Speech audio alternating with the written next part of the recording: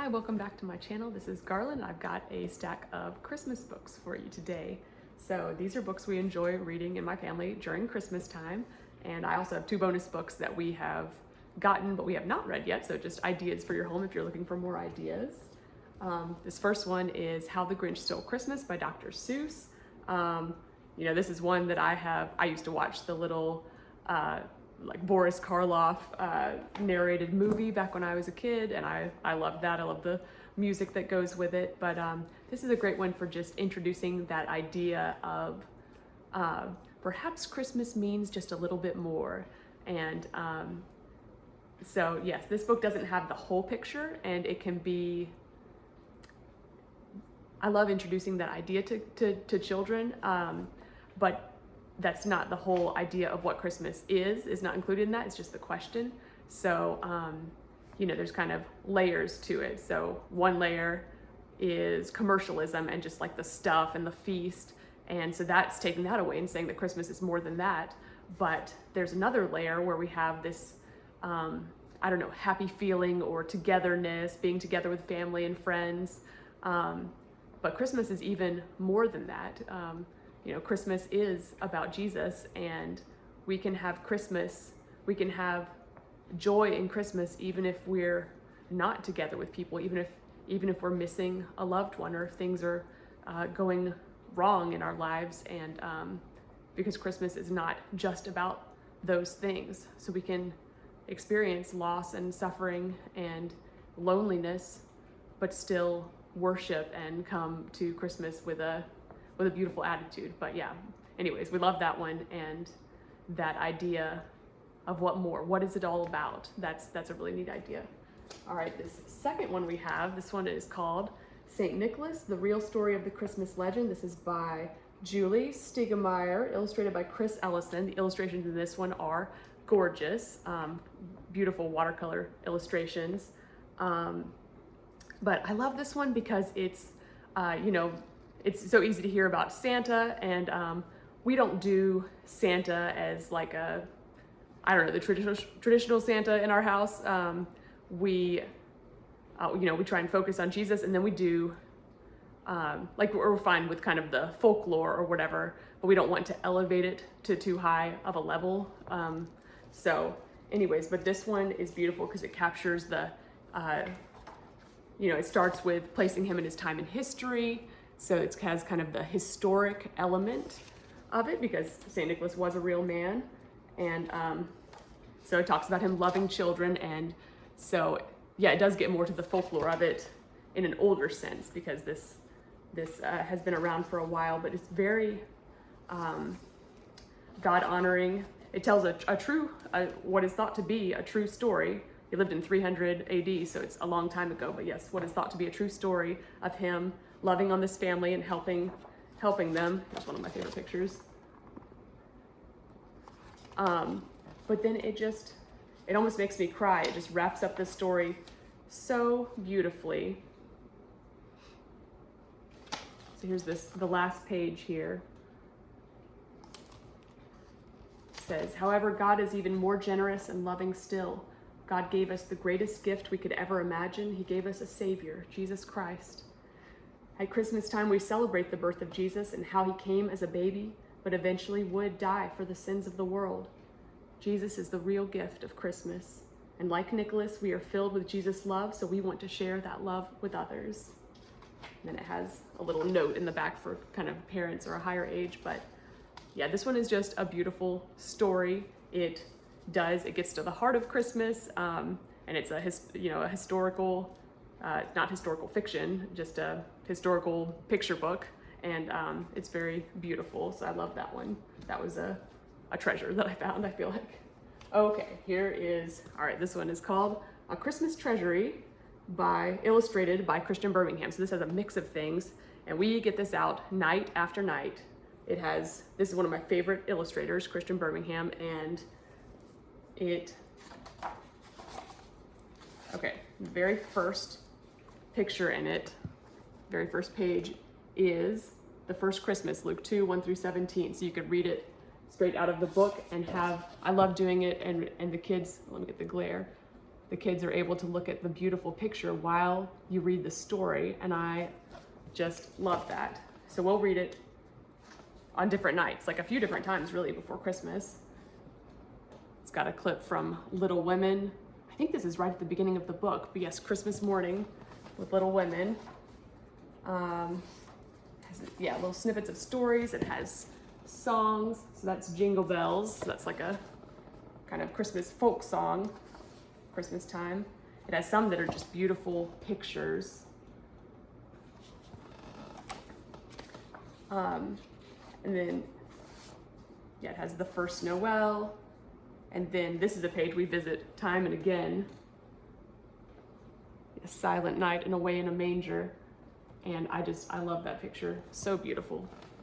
So we really open this up and enjoy pieces of it on different nights. And I go back to the songs and sing them again and again. And I love that, getting to hear the Christmas music and let them see those beautiful artwork and think about the Bible story and about those things. It's just really neat. So this is a special one that we've had this for 2 Christmases now. I think I got this last year, but we are definitely enjoying it, and we use it time and again during the one Christmas season. So, yep. Okay.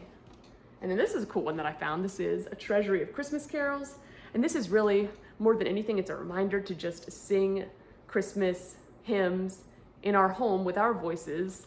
I love going to church and hearing Christmas music other places, but there's something special about encouraging that in your family and teaching your children to sing the hymns and hearing your own, your family voices, even if they're not the most musical or beautiful, but joyful songs to God. So I love that. This one has, not on every page, but it does have pictures in some places. So let's see, there's a nice picture, but this is just, the words and the hymns, and it's just a reminder. We usually pick one hymn to learn during the month of December, and we'll sing that one often, and then we'll say, rotate through some of the other ones. But just good Christmas time music. I love that. All right, now I'm getting into, I would say, the after Christmas time. I have certain ones that I like to read leading up to Christmas, and then, so it's funny, this one is The Night Before Christmas, which is the famous poem by Clement Moore. This one is, I got this one because it's illustrated by Christian Birmingham, and so I just so enjoy his illustrations. So this one is, it is about Santa, but yes, this is much more the folkloric. This poem was written 1822, so it'll be 200 years now, and we just, enjoy, the words are big in it because it's going through the poem a few lines at a time, but the pictures that go with it are just so fun. This was a funny picture, I thought, because there was a cheese present for the mouse, and then the cat is like waiting there to see when the mouse is gonna come. I just thought that was funny. But just neat and sweet pictures. So I love that. So what I was saying is funny is it's called The Night Before Christmas, but we like to read different parts. We kind of start in Luke 1 and read a few verses at a time over several nights. And then for us on The Night Before Christmas, we get to that Luke 2, 1 through 14 or 1 through 17 again. We read that earlier in the month, but then we read it again Christmas Eve to refresh it. So for me, this is a more like kind of after Christmas season book. So we enjoyed that. And then, this is The Lion, the Witch, and the Wardrobe by C.S. Lewis, illustrated by Christian Birmingham. So this is an abridged version, but I am in love with this one. This one takes about 45 minutes to read. So we read it in a couple of segments with the boys. I love the pictures, and this one, the Christmas tie-in, it's all snowy because in Narnia, it's under the White Witch, it's been always winter, but never Christmas. And then, Aslan's coming and he lets Father Christmas in, and he brings presents and to the children. And I love that picture of, Father Christmas being a servant to Aslan, just like St. Nicholas was a servant to Jesus, and he loved Jesus. So yeah, this is just a special book. These pictures are so gorgeous. Let me see. Here is when Edmund meets the White Witch. Oh my goodness, so lovely. Oh. Let me show you one of my most favorite ones. This is when Edmund is kind of prisoner with the White Witch, and they're going in the sleigh, but the snow begins to melt because Aslan's coming back, and so they have to get out of their sleigh and walk. And I love something special about this. I love the robin, because the robin is in the book. It's not in this abridged version, but the robin is the first one that shows them the way to meet the beavers. So I love the icon of it in here, even though that part is abridged out. But I love that. The spell is breaking and everything's changing. This is just a magnificent book. Here's another sneak peek. This is the Castle of Cair Paravel on the sea. So just not to be missed. I love this book. I love it at other times of the year, but I also love it at Christmas. Okay, and then, all right, here we've got A Christmas Carol by Charles Dickens. This one is illustrated by P.J. Lynch. We read this last year for the first time, actually. Me and my husband, we both figured out that we had seen like TV movies or whatever depicting it. We had not actually read the book ourselves. So that was really enjoyable to read through it. This is a gorgeous version. There's illustrations on just about every page, even though it's an actual novel, and it has many pages. I remember one of my favorite ones, I wonder if I can find it, was when the third spirit first came to him. Oh yes, oh my goodness. This, I mean, creepy, beautiful. I love that.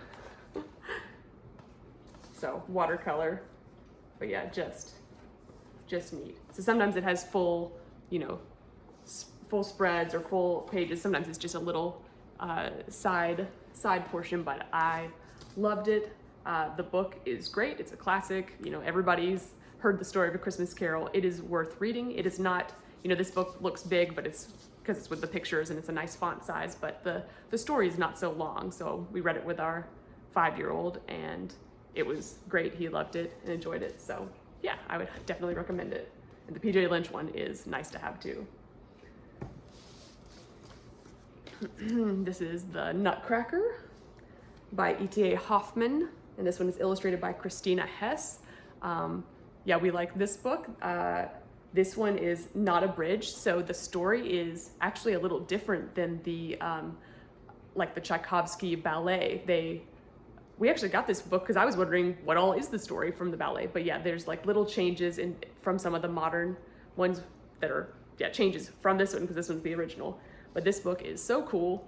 It has, we really enjoy the pictures. Let me see. There's one page.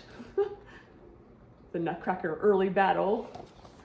But then as it goes on, oh my goodness, at the end, there's this just gorgeous. Let's see if I can show this.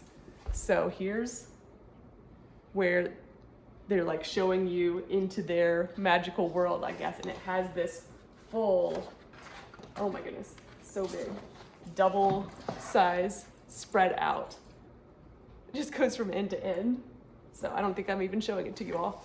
There's a little bit more of it. And there's just so much to look at. I really enjoyed the illustrations. I enjoyed getting to read this for the first time. And yes, my 5-year-old was enjoying it as a 5-year-old. He's ready to read it again now that he's 6. He remembers some of the details, so he's looking forward to it. We just started it last night for the second time. So yeah, we're looking forward to that. Okay, and then now I'm down to my 2 bonus titles that I have not read yet. This one is The Golden Secret and Other Christmas Stories. So this is a lamplighter book. It has, let's see, it has 3 different stories in here. They're called The Golden Secret, Angel's Christmas, and Bells Across the Snow. And the authors are, let's see, by FMS Mrs. O.F. Walton, and Fanny Eden. So 3 different authors for the 3 different stories. So this is a nice sized book. We were thinking we were going to read this with our kids, but I realized that this one actually is for 12 and up, so we might, or that's what they recommend the ages for, so we might read this to ourselves or wait a few years before we make it a family read aloud. But I'm still looking forward to that, and it's so beautiful. I love the Lamplighter, the way they do their books. I wish they would make all of my books for me. I would love the Chronicles of Narnia to be in this set. That would be awesome. And here's the last one. I've seen this recommended before, and I have read all of the Little House books, and I love them. So this is a Little House Christmas. We haven't quite gotten to this yet, but we might still read it in the next few, week or two or few days. So this is holiday stories from the Little House books. So little snippets from a few of the different books. So we're looking forward to that. This one is, it looks like it has some illustrations on it. Let's see, there's one of just the snow. But yeah, that'll be nice. So yeah, that's my selection of Christmas books. I hope you enjoyed, and if you have a Christmas book that you love, especially picture Christmas books, let me know. Thanks so much for stopping by. All right, bye.